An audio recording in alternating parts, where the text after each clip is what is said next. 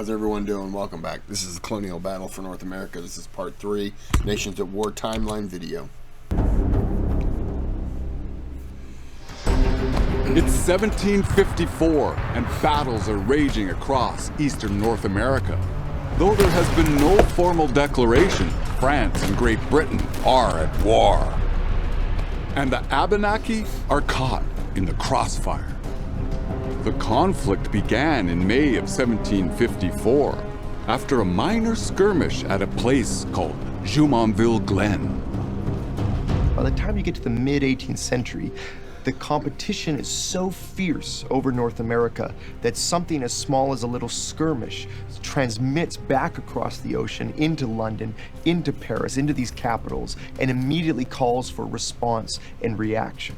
There would be no negotiations, no diplomatic solution. North America's fate would be decided at the muzzle of a gun. Canada's governor, the Marquis de Vaudreuil, faced a daunting fight. The American colonies had a population of 1 million, while Canada had just 60,000 people. Wow. Vaudreuil's situation wasn't hopeless. He controlled a string of forts and outposts from the St. Lawrence to Mackinac Island. Defending this ground were 3,000 French Marines, colonial troops who were skilled in both indigenous and European tactics. Their standard weapon was the 1728 model of the Charleville musket. This 69 caliber flintlock was lighter than the British Brown Bess and more accurate. However, Vaudreuil didn't have enough of these professionals to guard the entire frontier. He would have to rely on the Canadian militia to do much of the fighting. A Canadian himself, Vaudreuil knew how deadly the militia could be if First Nations warriors fought with them. Abenaki warriors moved fast, traveled light, and hit hard. Together, the Abenaki and the French Canadians launched raids along the American frontier. For the Abenaki, this was a war of survival, and they would use any means necessary. This was a form of intimidation that the settlers felt that at any time they could be attacked. And the raiders a lot of times were ruthless. They just basically killed men, women, and children and did mutilation, scalping, whatever, burned everything to the ground. By February 1755, the indigenous French coalition received reinforcements. 6 battalions under Baron Dieskau to stiffen New France's defenses.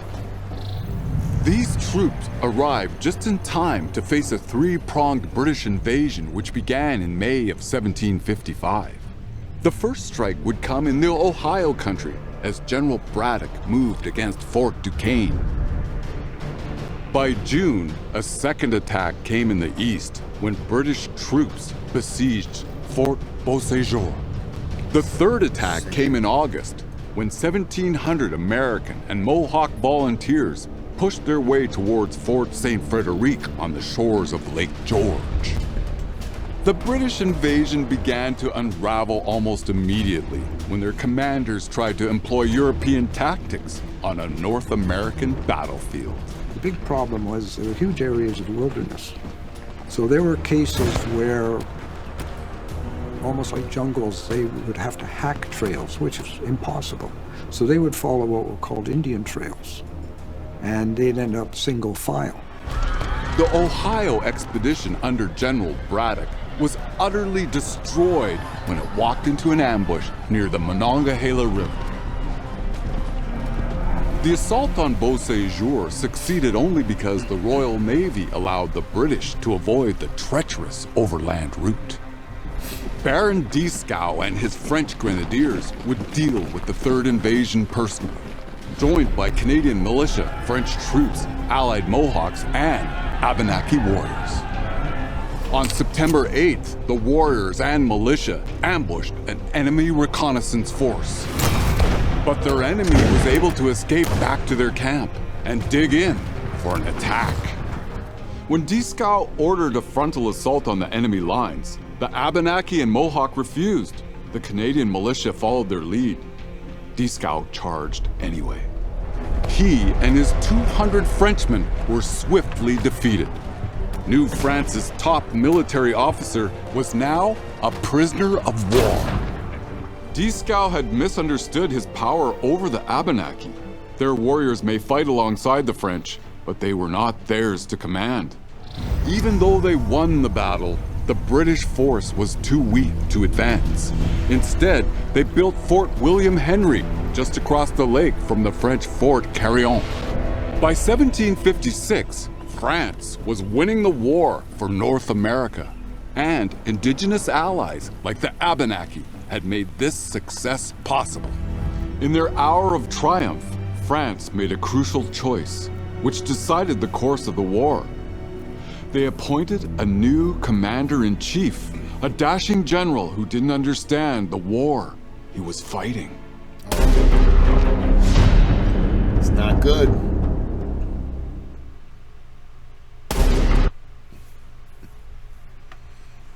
Let's talk about BetterHelp. If you ever feel anxious, depressed, stressed, overwhelmed by the world being very much on fire, I don't want to talk about it. Let's move on.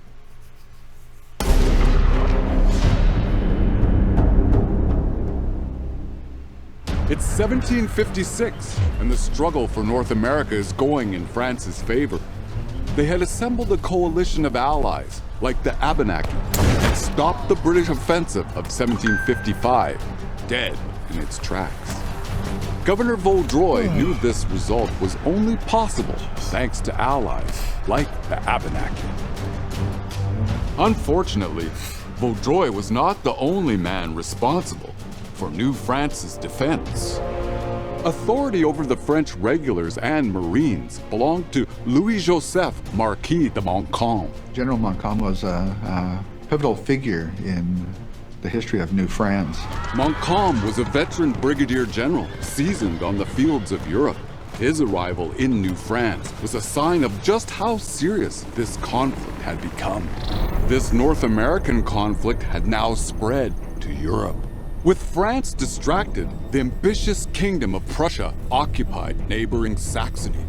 This aggression provoked a response from France, Austria, Sweden, Spain, Russia, and Bavaria. I'm currently doing the Prussia video. I think it's a 17-part video. And I want to say I just released 13. So if you're interested in that, I don't know when this will be posted, but it could be done. Whatever. But if you're interested, check it out.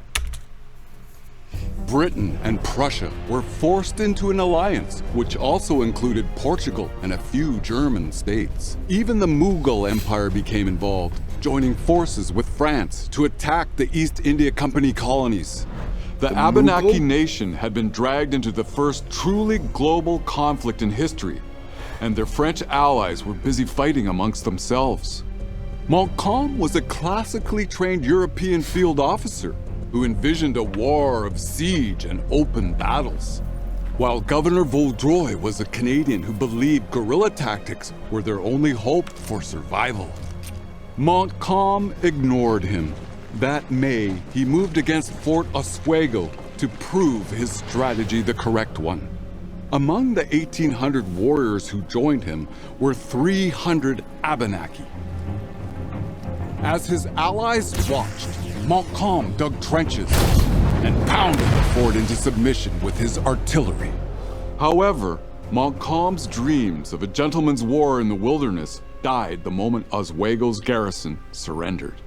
As soon as the British opened the gates, the warriors and Canadian militia rushed in. They took nearly 1,700 captives and looted the fort. Horrified, Montcalm stepped in to ransom prisoners.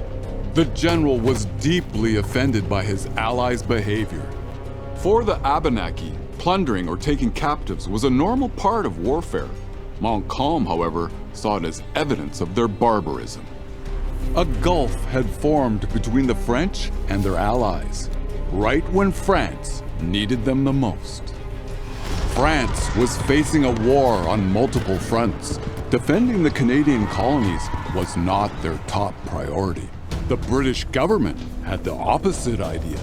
Beginning in 1757, they focused on taking France's colonies, bargaining chips for the eventual peace negotiations. The British government was devoting more and more and more resources to making sure that they won the war in North America, while the French crown was not devoting nearly as much. The British Navy turned its attention to North America. It was able to stop the French from sending reinforcements and supplies. It was able to continue sending reinforcements and supplies to its own soldiers and its own garrisons in the region. It was the Navy that basically blocked the French from improving their position in North America. Once the English had brought sea power to the conflict, they successfully created this blockade so that France could not supply its colonies anymore. Despite British... I'm sorry for not pausing a whole lot. I don't have much to add. I'm just kind of enjoying the video just as much as you are. So. Naval success, Montcalm was still winning the land war in North America. On August 3rd, he pressed his luck and attacked Fort William Henry. Just like at Oswego, Montcalm's forces built trenches and gun batteries, trapping the fort in a crossfire. The garrison fought bravely, but after 6 days, no relief army came. The fort's commander decided to surrender. The Battle of Fort William Henry was a key turning point in the war because it was a crucial victory for the French. The fort was held by the British and was positioned at the very southern end of what is famously known as the Champlain Corridor. Now, the Champlain Corridor is effectively this network of rivers and lakes that allows someone to invade enemy territory on a north-south axis. It is effectively a natural highway. So with the British controlling Fort William Henry, they could strike northwards into New France. But when the French captured it in 1757, they thus blocked the British from using this natural invasion highway. To the aristocratic Montcalm, the defenders of Fort William Henry had fought with courage and deserved his respect. So he let them march away with their lives and honor intact. It was a slap in the face to his Abenaki allies. The coalition army had the enemy at their mercy, but Montcalm had allowed them to walk away. The Abenaki and other warriors descended on the rear of the British column. The death toll remains hotly debated, but at least 100 were likely killed. Hundreds more were taken as captives. In Britain, it was called the Massacre at Fort William Henry. And what this did is this stirred up so much public opinion in Britain that they started to demand their government take more of a focus and devote more resources to North America. So what's fascinating is even though it was a French victory, in the long term, it actually played against the French. The Abenaki and the other warriors had openly ignored Montcalm's authority. This falling out between the Allies could not have come at a worse time. The British counterattack had already begun. On July 26th, Louisbourg was captured by British forces, opening the St. Lawrence to a British advance. By the end of August, Carillon and Niagara had also fallen.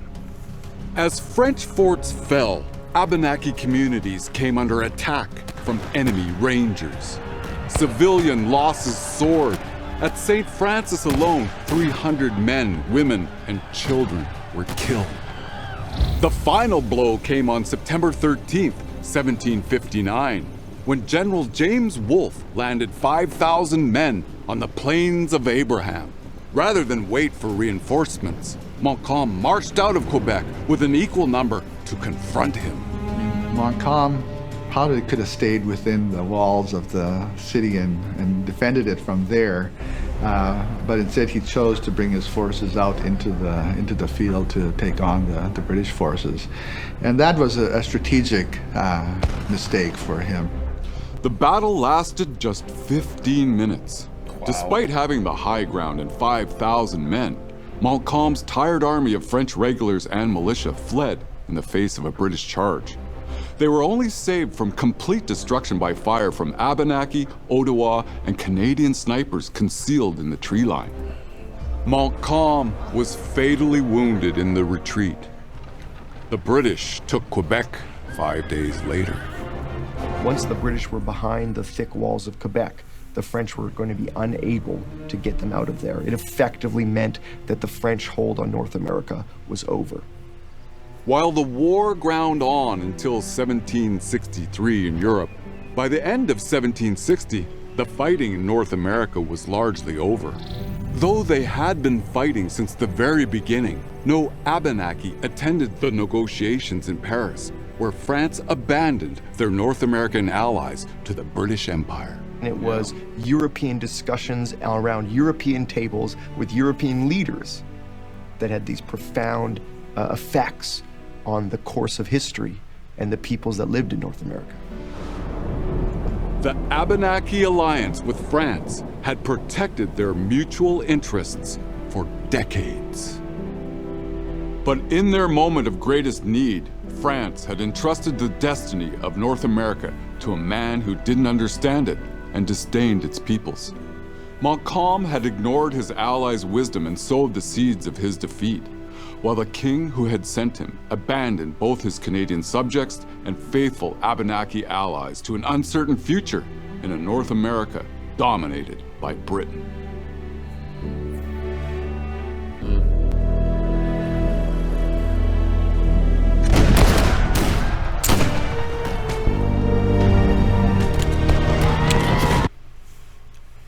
This is good. I've done 2 videos of Tecumseh today, and it just kind of, it's been a lot of, I mean, these 2 and then 2 on Tecumseh. So I've had a lot of Native American stories, and I feel bad for them, but I don't think that we're just single-handedly to blame. You know, they hold some guilt, some blame, siding against Americans, 3 wars, leaning on the French and then the British twice, and having them turn on them. That's for a different video, though. This is good. I'm going to end this here because I am ready to call it a night. So, like and subscribe, or you're going to come home after a hard day's work and you're going to sit down, and the remote control to the TV is going to just go right through your jeans and right up to your anus. And you're not going to be able to get it out. You're going to have to go to the hospital. And they're